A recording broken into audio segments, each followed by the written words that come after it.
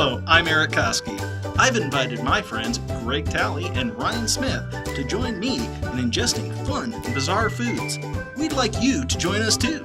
So come in and open up. It's Junkmouth.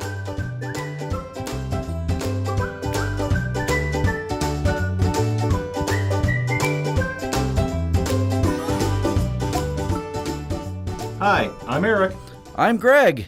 We are without Ryan, as you may have heard, but we are up here in the Roof Lizard Lounge, high atop the Dino Hotel in picturesque Lakewood, Colorado, above our restaurant Paleo Joe's, near donut shops and gas stations, but more importantly, just a short drive from the Red Rocks Amphitheater and the Rocky Mountains. So, can we get started with our lunch swap, Greg? Sure. What did I bring today? Well, in my platinum-plated 3-level Mumbai tiffin, I have a magnificent array of decadent delicacies from right here in Colorado. Yes, even I am taking this newfangled local food movement flub-dub stuff seriously. So, in the top tier is a bighorn sheep heart tartare. It is served with crackers containing toenail clippings from the famous Molly Brown, hand ground into flour on a stolen Mesa Verde stone matate. In the middle tier is a grilled greenback cutthroat trout topped with a Palisade peach salsa and a leg of lamb from Edwards Meats, cooked medium rare and served with a sauce of reduced 2011 Cabernet Sauvignon from Colteris Winery. While delicious, this dish feels a little too ethical and moral for me, so I'm going to reopen a uranium mine near Yerevan just for the heck of it. In the bottom tier is a flourless chocolate espresso cake from the Capitol Grill, which, according to my sources at Yelp, is the most expensive restaurant in Colorado. Now, that's not quite exclusive enough for me, so I have had the dish dusted in palladium leaf, as platinum is clearly losing its exclusivity as a culinary enhancement. Well, I definitely like the Palladium as an engineer. And also as an engineer, I want to say, Greg, if you decide to open that Palladium mine, let me know. I can help with some of the facilities design for you there. It's a deal. Okay. Now, I think it's time for me to open my Underdog lunchbox. Let's get over there. There we go. Pull out. And what do I have today? Looks like a tin of Vienna sausage, a fruit cup, and a V8. So, a V8 rocket? No, just the little metal can of V8. Okay, so tomato juice. Pretty much. Yeah, kind of, just based off everything being in tins, it kind of looks like someone was cleaning out the bomb shelter, so. And did Ryan leave anything behind? Mr. McSickerton, looks like the only remnant we have of Ryan is a lid from a plastic Diet Pepsi bottle and sort of a wavering sense of sadness and contempt. I have left the sadness and contempt behind myself. I can't even feel it. So what are we doing today, Erik? What's today's theme? What are we going to have our food based around, sir? Well, today we have our Colorado Proud episode, and I really wanted to ask Ryan what it was going to be about. Well, normally it's about us trying to cause Ryan the maximum amount of gastronomic pain, as per usual, but we're going to have to alter that plan. So where are we headed with this, Erik? Well, I think in that case, we need to just celebrate some great food made right here in Colorado. Oh, I like that. That's a great idea. I really enjoy Colorado food. We've got a great food culture here, great wine, beer, and spirits culture, and this is going to be a fun podcast. Why is it the best podcasts always coincide with Ryan being sick? I have no idea. No clue how that comes about. Yeah, when he listens to this editing, by the way, Ryan, it is not planned. We're not trying to keep all the best food away from you. Not at all. In advance, 5 out of 5 greasy wrappers for everything. It's going to be wonderful. We already know that. I'm pretty sure it will. I think now it's time to let everyone know that Junkmouth is part of the Dino Hotel Entertainment Network of America, or DINA. and encourage everybody to check out our other podcasts. Do you want to tell them about those podcasts, Greg? Sure. We have a flagship program, a Mystery Science Theater Revival League podcast. It's hosted by myself and Ryan and our partner in crime, Kate Page. Also, we have a Star Trek Next Generation podcast where they are listening to the episodes backwards from its last episode to its first, and that's called 10 Backwards. It's a comedy podcast done by our friends Ron and James. So there's some variety out there, and I think we'll have some big announcements for you guys in the not-too-distant future, too. All right. Well, with that, before we dig in, let's listen to that sweet Kevin Murphy jingle, Sing for Our Supper. So load up the reel. All right, roll the tape. The next time you travel to Denver, make your journey into one that you'll remember. Don't just sit around and wish when you can have an expedition at the Dino Hotel. Stretch, snarl, growl. Oh, that is always a great jingle, isn't it, Greg? I love that jingle. Kevin Murphy has the voice of an angel. Absolutely. All right, before we dig in, let's hit our ground rules really quick. For one, we look for things that are not widely distributed in the USA. Really easy on this one because everything's local to Colorado. We look for foods that are unique and regional. Again, really easy one on this one. Great Colorado foods today. And also easy to meet Rule 3, fitting our foods to a theme this week. And then the rule I don't think is going to be at all relevant this week is Rule 4, where we are allowed one pass card every week if somebody absolutely doesn't want to try one of our items. But how could that not happen with a Colorado Proud food episode? So let's go right to our first thing. Okay, I think I know where you're going with the eat segment of the podcast, Eric, because you have put a soft white bread hoagie bun on a plate in front of both of us, and that wonderful baked bread smell of a hot dog bun is wafting through the studio. That can only mean one thing, and that's got to be a hot dog or a brat is in our future. Well, that would be very true, Greg, because I have purchased a product that's made by Boulder Sausage Company. And I love Boulder Sausage. Their bratwurst, yes. Oh, they're great. They do breakfast food. They do brats. I mean, like if you want morning sausage or chorizo or anything. Oh my God! Did you cook those on the grill? I grilled these just before I left this morning. Those smell amazing. So we've got our buns, and then I want to be very traditional with these. We've got. So we're going to eat this dry. No. Dry in the bun? No. Oh, you brought mustard and I've got ketchup. Mustard. No ketchup. Ketchup is not traditional to bratwurst. I did bring mustard, and I brought sauerkraut. Okay, so we're having this German style. Oh yeah, Well, I mean, a bratwurst is a German sausage, so. It makes sense. I mean, like, what are the origins of that, Eric? The bratwurst dates back to 1313 in Nuremberg, Germany, which is where we have our oldest recipe for a bratwurst. And then they're generally a pork-based sausage and optionally may contain beef or meat. The ones from Boulder Sausage, this is a purely pork sausage that we're having today.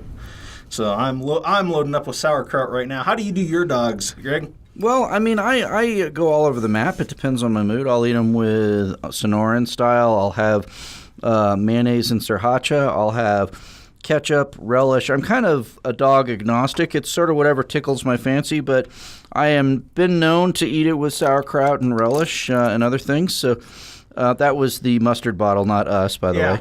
If that was picked up by the camera, the squirt sound. I so hope it was. Oh, I need a change. Greggy need a change now. No. Yeah, and all that. There's also you probably hear very commonly about beer brats, and that's one of the ones that's not a U.S. or not a German basis. That was actually German immigrants to the U.S. who developed the beer brat. Have you ever cooked brats in beer before? Oh, many times. In fact, oh my God! When we did our trip out to L.A. to watch the premiere on the new Mystery Science Theater 3000 movie, when we were all staying together, we did beer brats that day. Oh, cooked them. Yeah, we boiled those in the beer. Oh, even better. That was you and our friend Rabbi, right? That was. They weren't these great Boulder Sausage brats, so hopefully these are even a step up from what we had that day. Are we ready to... Well, what brand, before we dig in, what brand of sauerkraut? I don't even remember. I got it in the big glass jar that looks like a barrel. I know one you're talking about. Yeah. All right. Yeah. Oh, well, dig in, man. Yeah. This is a treat. Oh my gosh, that's amazing. The white bun, the deliciousness of the brat, the sauerkraut, Wow. the tanginess of the brown mustard.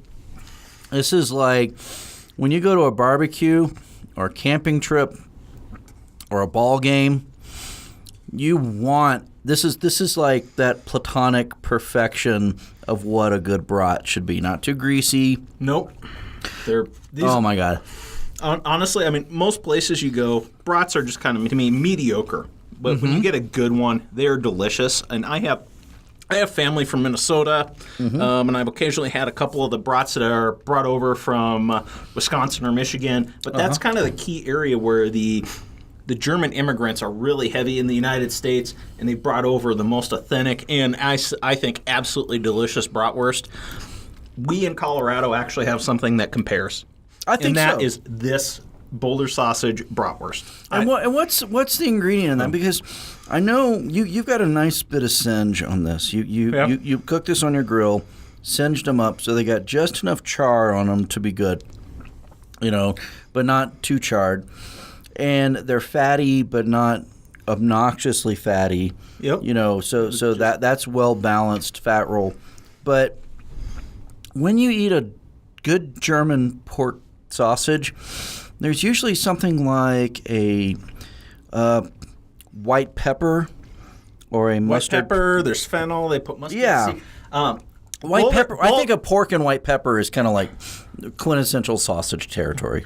Absolutely. I will say Boulder Sausage does keep their spice mix proprietary and secret. We know there's pork in here. We know there's salt, sugar, and sausage. Or sugar and spices, I'm sorry. Oh my gosh, that's good. So we don't know exactly, but I'll say this tastes like a pretty authentic German-style brat. You can go look at the reviews, and you actually have people from Germany come over and say, hey, this is like one of the few foods that just tastes like home when I get here, are these Boulder bratwursts. Especially pairing it with the sauerkraut and the tanginess of the mustard. So you get, that wonderful sour cabbage flavor, and the tangy brown mustard. Yep. No, I mean, I could see eating this somewhere in like Frankfurt, and having a similar dog. And then just the soft white bun, takes it to ballpark territory. Well, that's very traditional. The white bun, mustard, and optionally sauerkraut. That's the German way to eat a bratwurst. So, I got my mouth full, but you didn't screw around with this. You just stuck to the basics, and that's what makes it a traditional dish. It's perfected. You can't really improve upon this.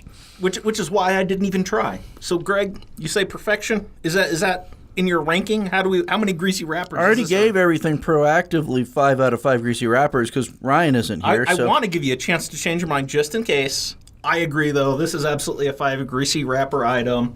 I'm going to be noshing on this for the rest of the podcast because it is.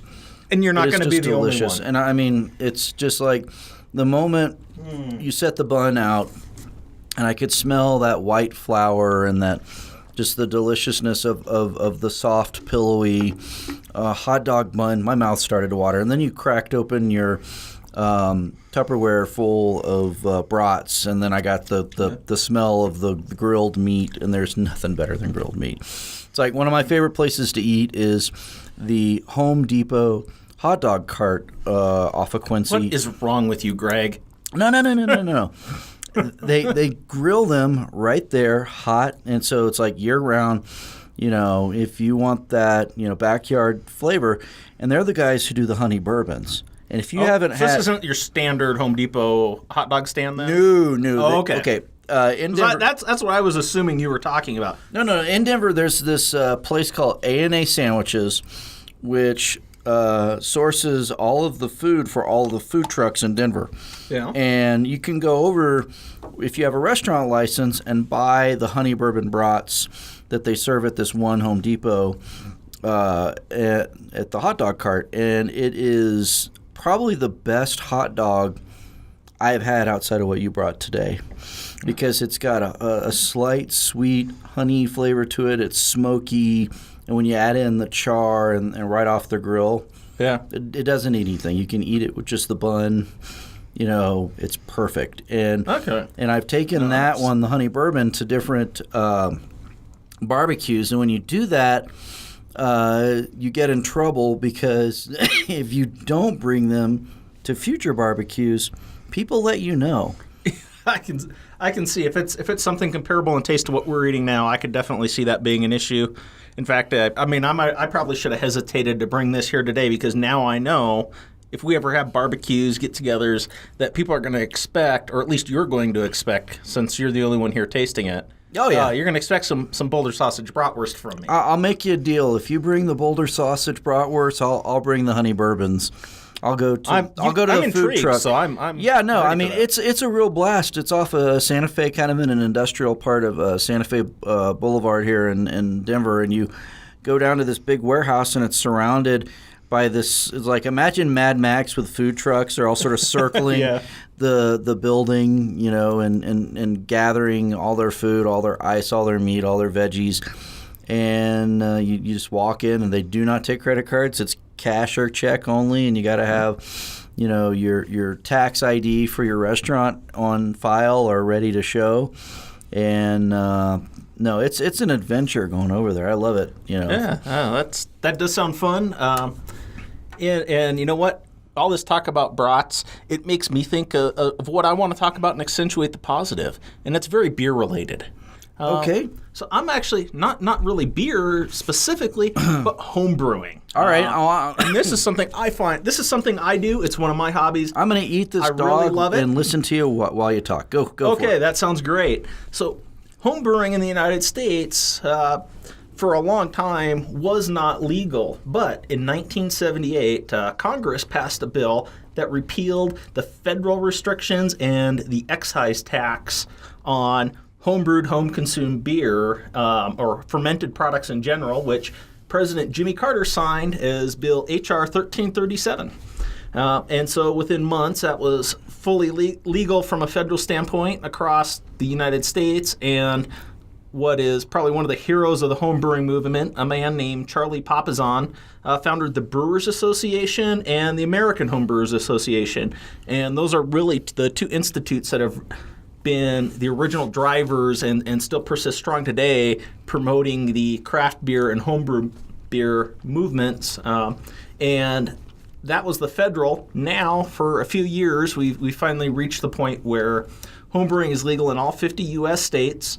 And there are a few who allow certain localities to outlaw the practice still. Like county level or city level? Right, yes. Gotcha. I know Alabama's one of them, and I know there's a few. Utah's one of them. I don't know what the others are. Honestly, I think there's only 2 counties, and even in Utah, though, where it's illegal. But there are, different laws about it. So if you want to get into home brewing, make sure you check what your local laws are in terms of, how much you're allowed to brew, which is consistent most places. Make sure transport is actually the biggest deal with it. We're kind of lucky living in Colorado, where our laws here for homebrewing are specifically set up to make it really open and allow people to share and enjoy it. Well, I mean, just like a garage band, or garage tech startup, has led to great, professional bands and tech companies. This homebrewing movement is why Colorado has such a strong microbrewery movement today. There's people fucking around in their garages, making beer and finding out what's good and swapping recipes and perfecting their art and honing their science. And what's even more fascinating is as the homebrewing business sort of spawned the microbrewery and artisan brew business, how many closed down breweries that were shut down either by mass consumption beer or the prohibition are being resurrected, oftentimes by family members, whose great-great-grandfather or great-grandfather ran such and such brewery we're back seeing in resurrection the day. of breweries. We're seeing resurrections of beer styles that have not existed since before Prohibition. You can go out and get a lot of the big new sour beers that have not been around for a long time, especially in the United States. We're seeing things that are called gruits, which don't actually have hops in them. They're bittered with other herbs. There are breweries out there making gruits that you can go buy commercially. You haven't been able to do that since before Prohibition in the United States, and even then they weren't very common. I mean, we'll get to this later in the podcast, but for me, a lot of the breweries that had to shut down during Prohibition made their money by switching over to making soda pop. And on our other podcast, the Revival League, we do soda pop tastings.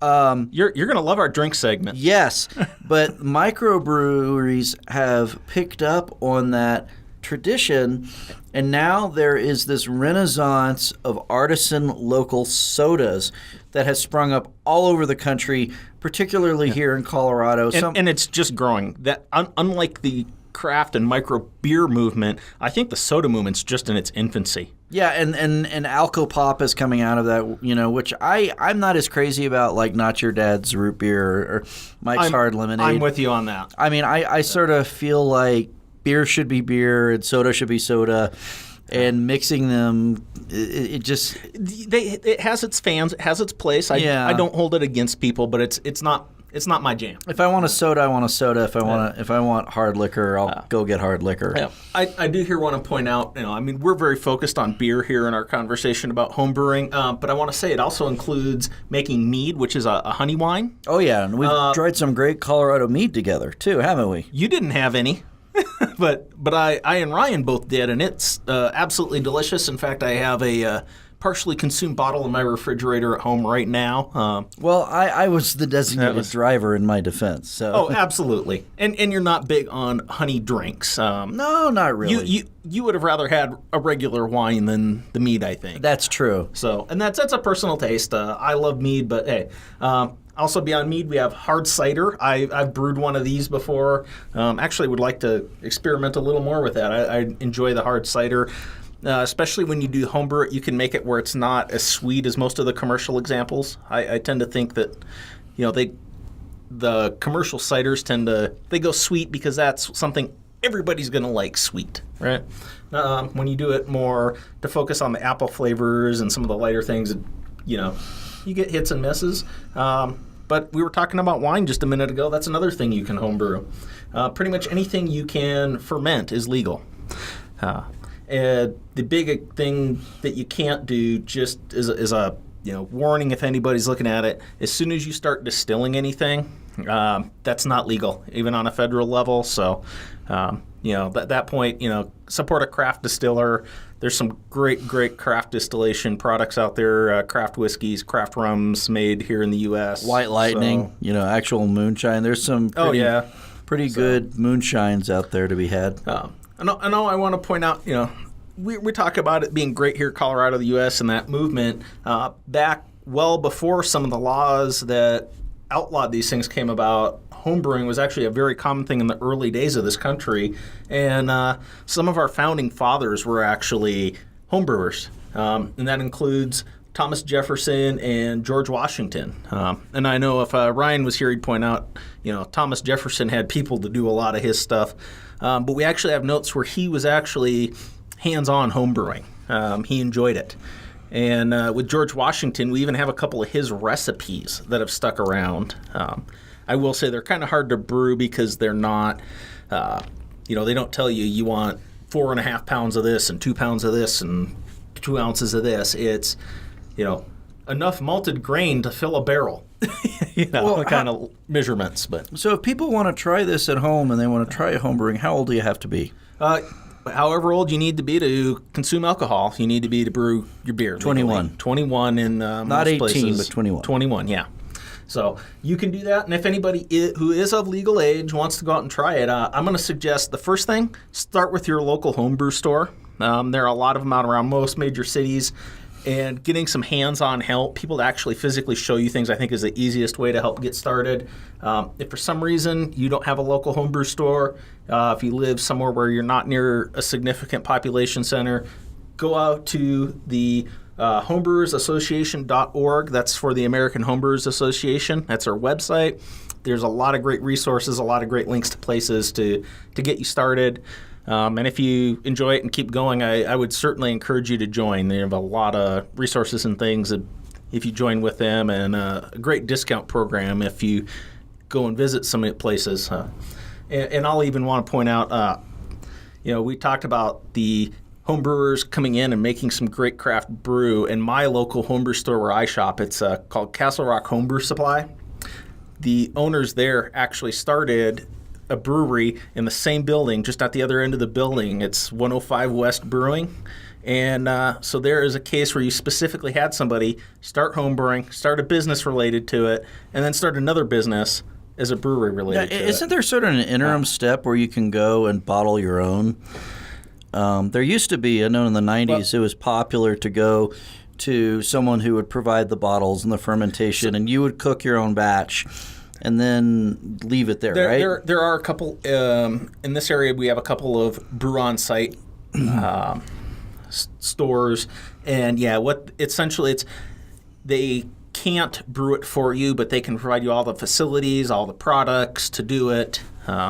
It's just the way the licensing works. So there are brew on-premises type places in most major cities. And I know several people who've bonded over that and made it into like a really big, fun sort of, it's more than just a party. It's more than like going and drinking wine, painting a picture, or painting pottery. Yeah. It's a commitment. Yeah. Well, I mean, when you brew a batch of beer, you're looking, depending on what method you use, in a really efficient way, you might take an hour and a half, but more typically, especially if you're brewing all grain, you're looking at like 3 to 4 hours to get the batch brewed, and then it has to sit and ferment for a couple of weeks. Then you bottle it, and it has to sit in the bottle for, depending on the beer, at least a week, more often 2 or 3 before it's ready to drink. With a few really big beers, sometimes you need to let it sit for months. Not what I would encourage someone doing a brew on premises or their first beer to do. You don't want to wait 4 months before you drink a beer if it's your first time doing it. But it's absolutely fun, and when you do it yourself, you have so much more control. And honestly, it's brewing a good beer, not necessarily the absolute best, but a good beer, something you actually still want to drink, is not very difficult. So if you're interested in it, give it a shot. Definitely encourage people. And well, since Ryan's not here for Ryan's reality check, why don't we skip it and go to drink and come back to it? Go to drink, come back to it? Okay. Yeah. You can do that. And because I'm kind of thirsty with this brat. I'm thirsty. The saltiness of the brat has made me thirsty. And, I skipped ahead in our notes, so I'm really eager to try this. On the Revival League podcast many moons ago, we tried a beef stiff from Oskar Blues Brewing Company, orange creamsicle. Yeah, okay. So we've had their orange soda before and liked it well enough, and we vowed we would circle back around and try their root beer. And lo and behold, if Erik isn't here to oblige me. So take it away. Tell us about this. Oh, yeah, Beef Stiff & Sons root beer. So this is by Oskar Blues, who started what they call their anti-headquarters in Longmont, Colorado in 2002. And they're really famous because this was one of the first breweries that put their beer in cans, and was really the biggest one. And the Dale's Pale Ale is the can you can get across most of the country, most of your specialty liquor stores. Maybe Old Chub. Old Chub is delicious. Dale's Pale Ale is more widely distributed. You can probably find that everywhere. If you can get a hold of Old Chub, I really recommend that one. Is that a porter? What is it? It's a Scottish ale. It's a Scottish ale. And absolutely delicious. I know we had last year a Scotsman come into the bar and ask us for a Dork Burr, and we could hardly understand what he was asking for. And then when we figured out what he was, we gave him a can of Old Chub, and he looked at it very skeptically, and then he opened it up, and he was transported. Yeah. It was like home. You could tell this poor guy had been suffering across the United States away from all his creature comforts, and then he tried an old chub. And he had some moments of peace and tranquility. Yeah. I can understand that. Whether you're Scottish or not, that beer can do that for you.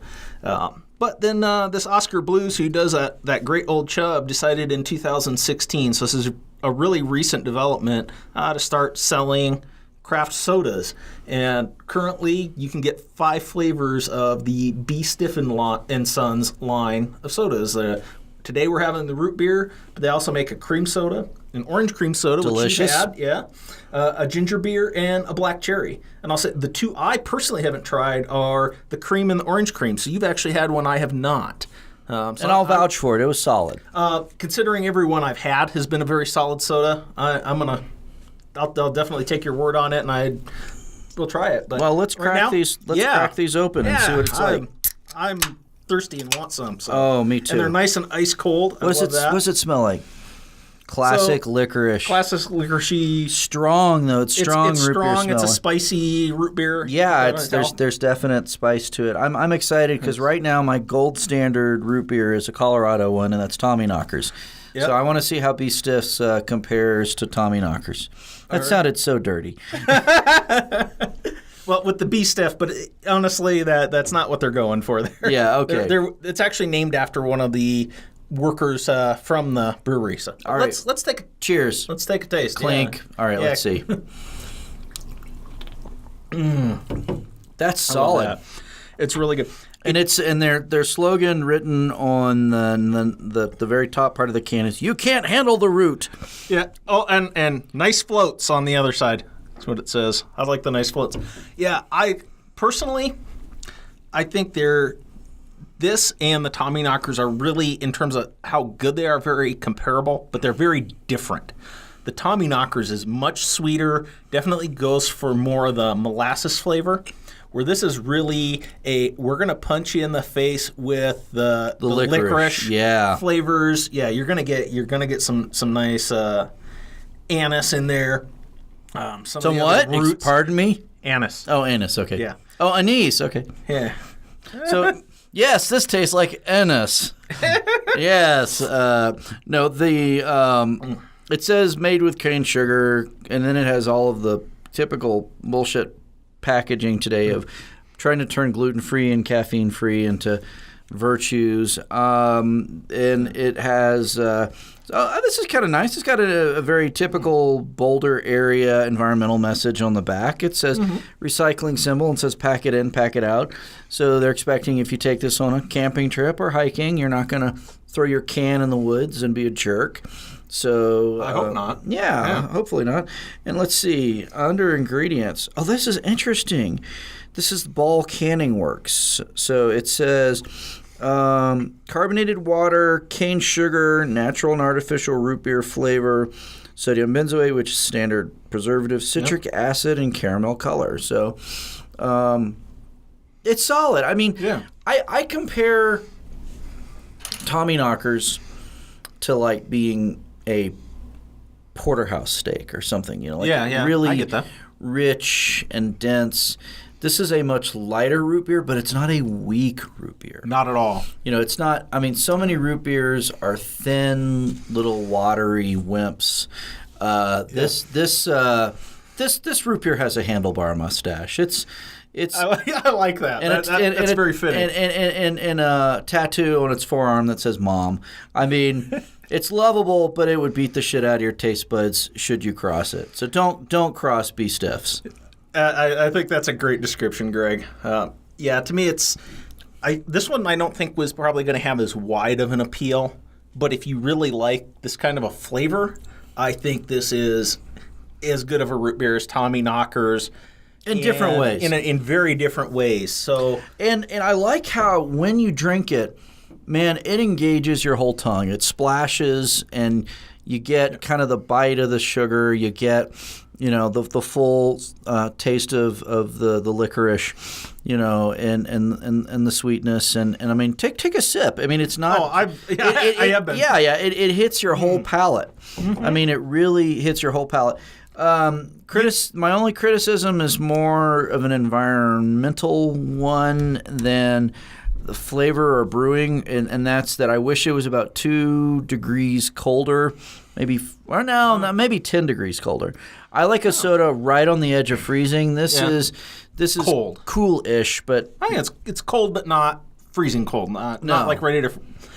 I'm kind of surprised it didn't get a little colder. It was sitting in an ice bath for, the hour it took me to get here because of an accident that slowed me down on my drive over. But but to me, I honestly, I don't necessarily like that on the edge of freezing. A few degrees above that, where it's still ice cold crystals is forming in it good to me is the perfect quintessential summer soda drinking. Yeah, and honestly, that's a personal preference thing. But, yeah, it and is. it's not the soda. So I would give this a solid 4.7, but because Ryan's not here, I'm going to stick with my proactive 5 greasy wrappers. Yeah. Those 3 extra points are just, reveling in the fact that we're eating amazing brats and really good root beer without Ryan. Have you tried a bite of the brat with the root beer pairing it? Oh my God! Oh, because I did that just a little earlier. Okay, one second. It's delicious. Yeah. Okay, there's the brat. And while you're doing that, I'm going to state, to me, this is a 5. I like more of the spicy flavor over the sweetness in a soda, and to me, that's what brings us up to me the same level as a Tommy Knocker. I'm going to say I don't expect everybody to agree with that, though. Paired with this Boulder brat, that's a 10. I mean, yeah. that's a double greasy wrapper. It's a 5 plus a 5. Yep. I mean, oh my God, all I need is a hammock or a camp chair and just sit here and bliss out on the best parts of summer. Just that is superb. So I hope people, I think you can actually go to the website for Oskar Blues and they will ship you the soda. They can't. Yes, they will. So OskarBlues.com. Yes, you have to. Now, if you get it that way, you have to get a case. And it's OSKAR, Oskar. Yep. And the other part is, if you're in Colorado, the Colorado King Superstores, most of them carry this line of soda. That's where I purchased actually both the Boulder Sausage and the Beef Stiff and Sons today. So, man, this is a good podcast. So I should have known when Ryan called in sick. I was in for a treat. Oh, this is definitely a treat. So in his honor, maybe we should read over his reality check and throw some dyspepsia out there. Hey, we did have the episode where we kind of swapped, and I did one. So do you think I could pull it off again? I think let's do our level of angry, which is not adamant, but let's just read his complaints. Yeah. There's only one Ryan. I mean, we can't replace him. No. But what's his reality check this week? Ryan is ready to complain about people who talk on their phone in a restaurant. And you know what? I agree with him on that one. That does really irritate me. I mean, he's even got some notes here. I agree. There are a very small number of people, most of the medical professionals, who really need to have a cell phone with them when they're in a restaurant. Most of us, we can silence it, turn it off, and you know what? Nobody needs to sit and have a 20-minute phone conversation in a restaurant. Even if you're one of these professionals, if somebody calls you in an emergency, you're taking the phone call as you leave the restaurant to go help somebody or to go talk to them somewhere quiet and private. Right? I sit on the fence with that, quite honestly. I mean, there have been times when I've been in an empty restaurant and actually a Whole Foods with an eating section, and I got a call from my dad, and I had to speak up a little bit so he could hear me because he's hard of hearing. And, I hadn't talked to him in a little while. There was one woman way across the restaurant reading her book, and she came over to me and told me how rude I was, and she was trying to read her book, and she wanted peace and quiet, and I was thinking, this is a grocery store. Yeah, and there was a library right up the street, and she was very self-righteous about it. So, to me, it's situational and it's relativistic. I think there's some of that, and in that case, that's not your traditional type of restaurant, and I think even what restaurant you're in may play into it. But if you go sit down in a nice restaurant, you're ordering you're in a steakhouse or a seafood place, and you do expect people to talk. If somebody's trying to read a book, a restaurant, no matter what it is, isn't a smart place to go. Well, bring earplugs or be able to tune things out. Yeah, absolutely. Don't go to the grocery store to catch up on your summer novel. But the thing here, it's you're sitting in a nice restaurant, people are out for a romantic evening, and there's some guy shouting into his phone about a business deal. Well, yeah, that's inconsiderate. That's what the real problem is. And people, I think they need to stop doing that. Quick connections. You're eating by yourself. Let's say you're a woman eating by yourself, and you're trying to connect with a friend or a date. You shouldn't have to pick up your purse, leave the table, go outside, and make that phone call. Now, I mean, there is probably a 5-minute cutoff, I'd say. That's a judgment call. But, I think people should be given a pass depending on, again, situation. There are plenty of times when it would be more problematic to go stand out on the street to make your phone call. Fast food restaurants, fast casual, I don't care, gab away, But you're right. If it's a high-end restaurant, cafe, that's something else entirely.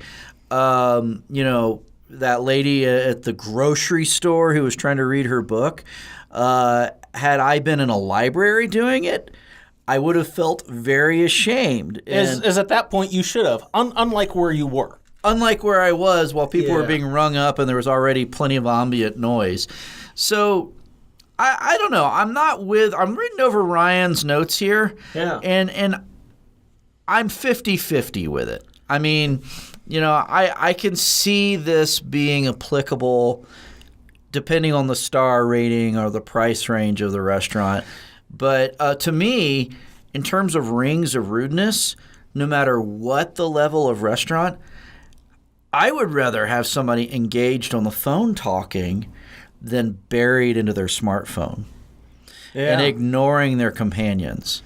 And I would probably lump phone use when you're with a group of people all together. I don't care if they're on the phone saying that the person I'm on the phone with is more important than the 5 people I'm eating with, or they're looking at, this cat video on my Facebook feed is more important. I don't think either one of those is particularly more rude than the other.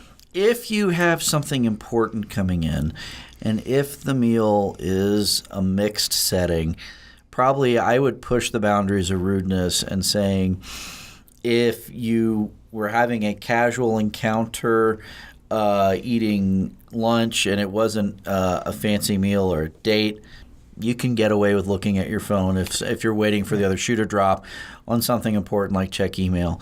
If you're just texting and Facebooking like you would be normally and you have no driving impetus behind that, you're just being an asshole. Well, and I think there's a difference between, I'm going to take my phone, I'm going to look at it for 1 minute and check something and then put it away until for 5 minutes before I check it again, versus somebody who sits there through an entire meal and doesn't put their phone down. And I'm guilty of this too. I mean, phones are addictive. Electronics are addictive. It can be very twitchy and uncomfortable for people to not constantly be swiping their screen, and just conversing with the people in your lives can be hard. But it's probably as important to be mindful at your dinner and have a little bit of zen and deliberately put that phone away or face down. Deliberately don't check it if you're not expecting anything life-threatening or urgent or, massive change. And talk. Yeah. Talk to the people around you. I mean, I know I sound like an old fuddy-duddy saying that, but it's hard. It's much harder to follow that simple advice. It is sometimes hard. What's interesting to me is, I know you're kind of in that same boat. When at the time we grew up as kids, this isn't something we had, and we were just used to. You had to talk to people, and we would still disappear down the rabbit holes of electronics, but it was, Nintendo 64 or Atari or Intellivision or something like that, and it was a physical device plugged into your giant TV, and you couldn't lug it with you. Yeah. And even, I mean, even before then, I mean, I'd get my nose in a book and not be aware of what was going on around me a lot. Yeah. Actually, in this modern day where everybody has a phone and something that's making noise, I actually find it harder to read now than I used to. Wait a minute. You're that lady from the grocery store. No, because if I'm going to read a book, I try to go somewhere quiet. Yeah. Or I throw in some headphones with some classical music that the thing that burned me up about that whole interchange is she's trying to read in a grocery store. There was a library a block and a half away. Yes. That was already open for the day, and it was just, it was just like, wow. Yeah. People need to get to their local libraries a little more, but I think that's a whole other subject. And honestly, I think it's time to move on to Greg's Tales of the Stupid. Well, what are we going to talk about in this beautiful Colorado podcast? Is it going to be soda jerks, the Eisenhower-Johnson tunnel that goes underneath the Continental Divide on Interstate 70? Oh, as an engineer, I like that idea. Maybe the unsinkable Molly Brown. No, more fitting with our podcast is, did you know that right here in Denver, there is a monument to the cheeseburger? I was not aware of that. Well, yes, it's true. There are several places that have a claim to being the inventor of the cheeseburger. And like all origin stories, with superlatives and tourism of it being the biggest or the longest or the fastest or the whateverest, there's like 3 or 4 places that all claim to have invented cheeseburgers. I mean, the earliest claim is in 1926. Lionel Sternberger was cooking at his father's sandwich shop, The Right Spot, and, quote, experimentally dropped a slab of American cheese on a hamburger sizzling on the grill. And, that spread to other restaurants in the L.A. area, which, had things like cheeseburgers smothered with chili. And this was cheap diner food meant to go to people who are rushing to work, outside of factories, just good, inexpensive, hot food. That's where our diner tradition came from. And then there was in Louisville, Kentucky, they have a claim, and it's too bad Ryan, a Kentucky colonel, isn't here to defend his home turf. But Kalen's restaurant in Louisville said they invented the cheeseburger in 1934. But the first legal claim to a cheeseburger, which probably had a much wider spread nationwide, but the first legal claim was a trademark filed right here at the Humpty Dumpty Drive-In in Denver in 1934 by Louis Ballast. And I think that guy was cracked. Yeah. Yeah, Humpty Dumpty, har har. Yeah. But you can go. It's over by a key bank, which is on North Spear Boulevard in Denver. You can take I-25 exit 212A, and on 2 blocks west on Spear Boulevard, there is what looks like a grave marker. And the key bank sits on the site that was once occupied by Colorado's first drive-in fast food joint. And that's where the cheeseburger was first invented. And the Humpty Dumpty was shaped like a giant root beer barrel. It was one of these classic Americana spots. I would have thought it would have been shaped like an egg. No. I like the root beer barrel better. Yeah, so shaped like a giant root beer keg. And they had draft beer and barbecue. And they were the birthplace of the cheeseburger.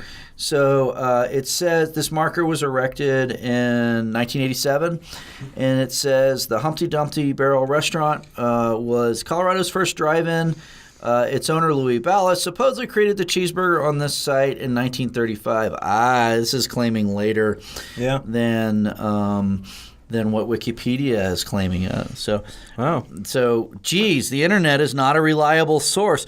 Especially Wikipedia? I know, I thought right? It was perfect. It says that he served 1 gajillion hamburgers on Wikipedia. To bolster the claim legally, the monument notes the cheeseburger trademark was registered by Mr. Ballast on March 5th, 1935. So, while the provenance, the origin point of one of America's greatest fast food dishes will be forever disputed, the first legal claim to it was Denver. Wow. So you can still go to a lot and see a monument, a lith, if you will, some sort of stele that could someday be in a future British museum, like the Code of Hammurabi, honoring this fantastic monument of American pop culture, the cheeseburger and the drive-in root beer stand. So it ties in beautifully with our podcast today. Yeah, that really does. Thank you for that.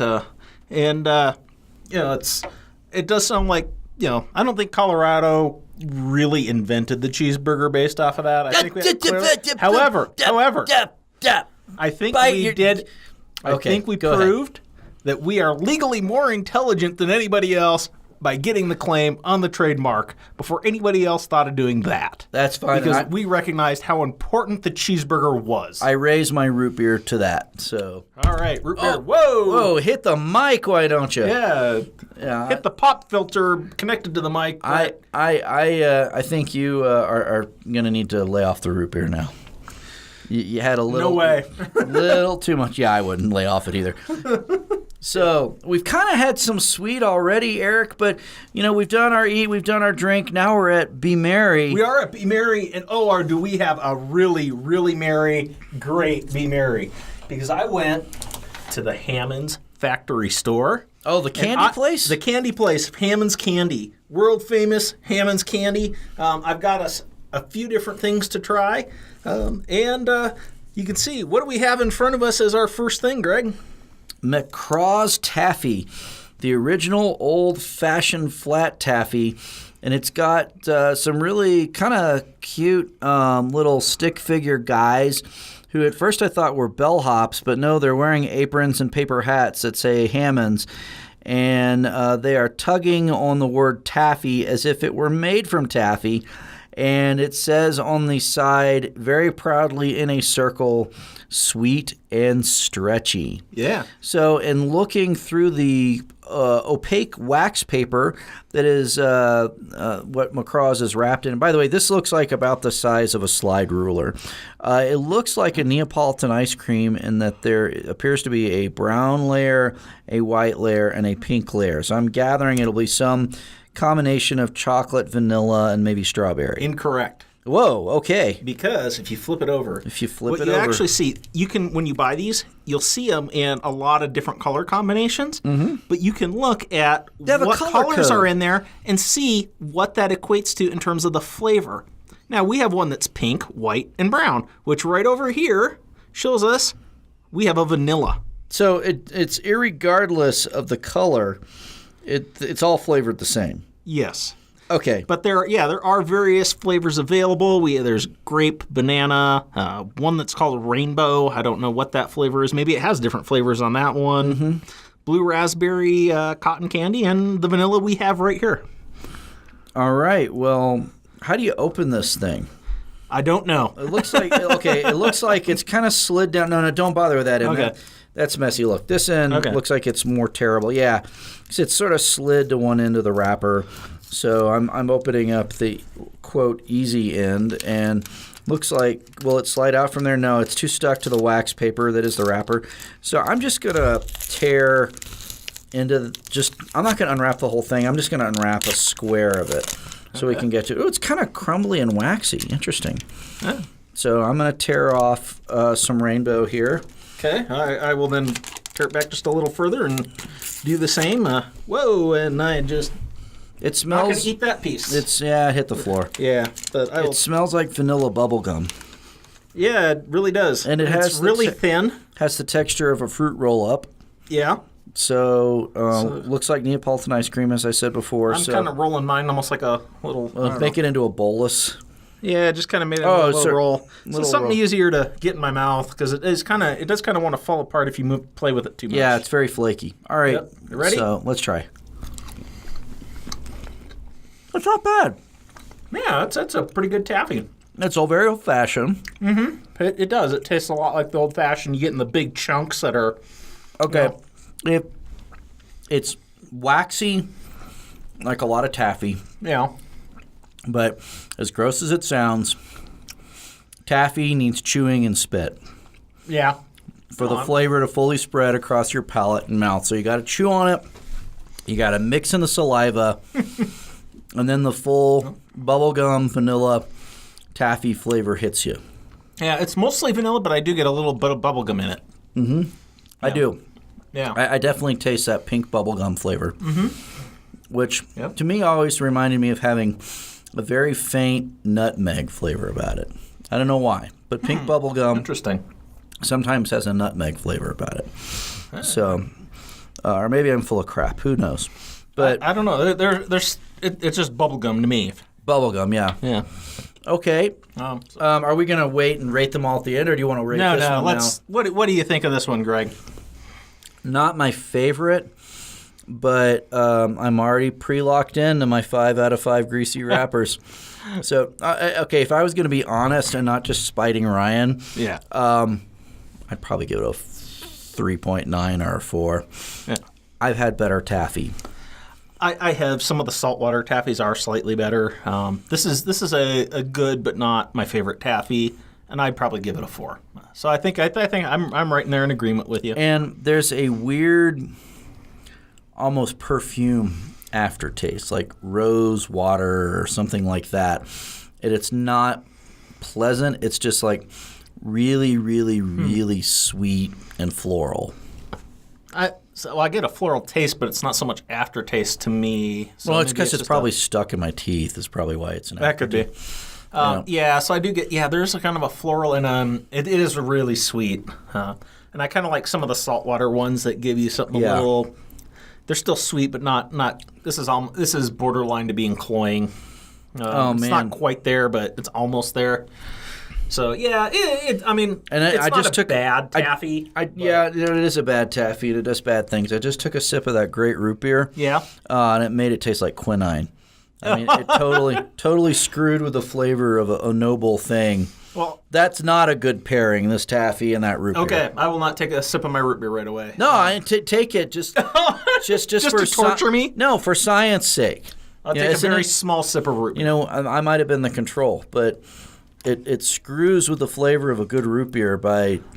Yeah, it's okay. I don't have the huge anti-quinine thing that you do, but I do taste that flavor when I put the two together. It doesn't make it bad, but it takes a great root beer and makes it taste awful. Meh and awful. Just meh. I don't think awful. Okay, it just makes it awful taste. For me. You go awful. I go. It's just like totally mediocre. So I think it definitely takes away all the great things about the root beer.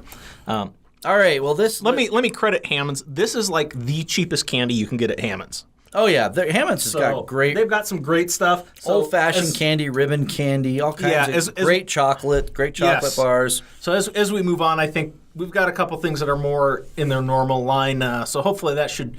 I think they'll put this taffy to shame. So. Good. Put it to shame. Let's try some. Let's try the next one. So this I got. This is the package where they sell it a lot cheaper in this package at the factory store. It usually has a pretty fancy package, but it's called. I want you to read what this is called. Handmade chicken bones. What? Yeah. So it looks like like pork rinds. I mean, somewhere between sesame sticks and pork rinds, but they call them chicken bones. It's called chicken bones, and so what these are? They're butterscotch and peanut butter hard candy that's been rolled in coconut. That doesn't sound terrible. Yeah, I'm honestly not a huge coconut fan, so I'm not so sure if I'm going to like these or not. But they smell great. Oh, you really smell the coconut? Yeah, I smell butterscotch and coconut. I don't smell much of the peanut butter flavor. No, what it smells like to me is peanut brittle with coconut flakes. So we ready to? Yeah, let's try this. All right. Crunchy. Oh. That's actually really good. Mm-hmm. Get the peanut brittle. All right. Butterfingers. That's what it's like. It's like a Butterfingers. I was thinking the Chico stick, little, but it's something along those lines. But what I'd say is this is like a better gourmet version of those things. Mm-hmm. It's definitely got that same kind of flavor combo, but it's a better peanut flavor, a better butterscotch flavor. Do you have any intel on when they introduced this line? I don't. Because there's a tradition in candy bars from really old candy companies, like especially around the Great Depression, of naming candy bars after chicken dishes. With basically like it was the Depression era equivalent of saying Snickers satisfies you. Yeah. Where like there was one I think called Chicken Dinner, with the idea if you eat this candy bar, it's like you ate a full chicken dinner, and that's just how full and satisfied you'll be. It's not that it was chicken flavored, but I don't know if that comes from this tradition or if they just needed kind of a gross fun name. I don't know. This is one of the more famous things from Hammonds are their chicken bones. They're good. So yeah, I definitely like that. I like it too. Yeah. I'm not going to eat any more because it's going to, with my allergies, it'll hit the back of my palate and make me choke, but okay, because it's so sugary and rich, but it's good. It works. I would have thought the coconut would have overpowered the peanut butter, or vice versa. Instead, it's like eating a crunchy bit of peanut brittle. Yeah, it's a better version of a Chico stick or the inside part of a Butterfinger. Yeah, it definitely has that Butterfinger flavor to it. But clearly, I think like higher quality ingredient. So, Greg, what do you rate this? I honestly, with no conditions, would rate this a 5 out of 5. I'm there also. 5 out of 5 greasy wrappers on this. Yeah, we're really heading in a good direction. Yeah, so. the taffy, I was kind of. I couldn't honestly, even for a theme, elevate it to the level of a 5. No, it's not good enough. No. This is yes. This absolutely. is definitely solid. All right, I've got one more item from Hammonds Candy. Oh, cool. We needed a chocolate bar, right? Because Hammonds is great chocolate. So what do we have for our chocolate bar? Well, it is a pink wrapper with brown ends and a gold foil inside, and it's called Hammonds Pigs and Taters. And it says milk chocolate with crispy bacon flavored bits and potato chips. Hey. You know what? Sounds fun. I'm not so scared of this because I've had chocolate potato chips. They're actually those are good. Pretty damn good. We've had bacon flavored candy in the past. That'll probably be like Bacos or something. Sure. That could be problematic depending on how dense the bacon-y part is and how smoky it is. Because remember those bacon jelly beans we did? That had way too much artificial smoke flavor. Yeah. I never tried them, but Ryan pigged out on them and was belching up smoke for days afterwards. He didn't have that many, and it's because that was one of those. I only had a couple, and you could tell even having that. The first one was okay. The second one was so overpoweringly smoky. It's one of those things like one of them's good, two of them's not. So let's open this up. Now I've tried some of the specialty kinds of Hammonds where I've tried other of their candy bar of this line and liked them. Their sea salt one is pretty good. They do make very good chocolate. So but it's Junkmouth. I figure we can't just have a boring regular chocolate bar. We need to have something fun. So it smells like rich, dense milk chocolate. It smells darker and richer than a typical milk chocolate. And when you break the bar and you I definitely look at smell the bacon. I see the bacon when you. Yeah, you can definitely see it's sort of riddled with bacon bits. All right, I'm going in. Yeah, so let's. Crunchy. Mm-hmm. Very crunchy. Lots of little bits. Oh, no. The chocolate's nice, and then the bacon starts slowly coming in. And then it starts overpowering it. No, it's ruining good chocolate. Yep. No, 2. Yeah. It's not that, super overpowering, bacon soda awfulness. But I think if the bacon was maybe a fourth of what's in there, that might actually be good. But, yeah. What this lacks is subtlety.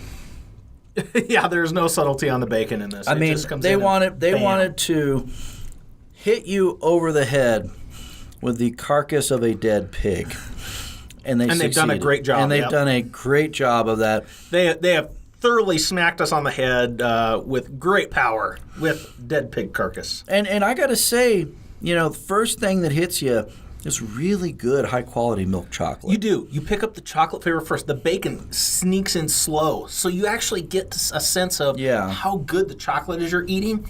Yeah. And then they snatch it away from you. Yeah. And you start. It's like you go out on a date and it's very promising, and then the person starts telling you about their various VDs or something. Oh, gosh. And then you backpedal like crazy and run the other direction. This is not that's hypothetical, people. Yeah, hypothetical, Greg. You've never told us about that before. No, it's all imaginary. It happened to a friend of mine. No, the bacon ruins this, and I know it does what it says it's going to do. It does as advertised. Yeah. You get the crunchiness of the potato chip. You get a meat cudgel of bacon bits. Yeah. And it ruins some really good chocolate. I totally agree. What I will say, though, is after having that bite, if you want to clear that flavor out really well and really good, take a drink of the soda. Yeah, I'm still sipping on this Oskar Blues B McStiffs, and it's still solid. And it did. And it really does clear this flavor out quick. It did. Yeah, I if it was just that chocolate or even the chocolate and potato chips, you get that sense before the bacon comes in and crushes your dreams that this is a absolutely amazing quality of chocolate. The crunchiness of the potato chips was wonderful, and the bacon comes in and just ruins it. Oh yeah. Steals away all your hopes and dreams, makes you no longer believe in anything happy. This chocolate is Ryan. Ryan, this chocolate is Ryan. Yes. Yeah. I saw where you were going with that, and I agree. This is the Ryan of chocolates. Absolutely. Meaty, disappointing. They're there to ruin your future. I'm going to give it like a 1.5. Mostly because we can't torture this chocolate in the same way we do to Ryan. That's what makes Ryan great, is because we can watch him suffer even when he's being, trying to steal hopes and dreams and make everybody think of death and their own mortality constantly. We really have kind of a Silence of the Lambs thing going here with Ryan, where we take something horrific and feed it to him and watch in ecstasy as he consumes it. So yeah. So we're really sort of like a Hannibal Lecter, Buffalo Bill team going on here. We're horrible people. We are. It's funny, so why stop? Exactly. Here, high five to that. Yeah. So, all right, man. Yep. Thanks for all the Colorado treats. This has been a good podcast. And I even, despite I think not having the best selection from Hammonds, I think by the taste of that chicken bones and knowing the quality of the chocolate, I would say probably stick to some of the more popular and not so weird things necessarily. But go check out Hammonds. Absolutely great products that they do have.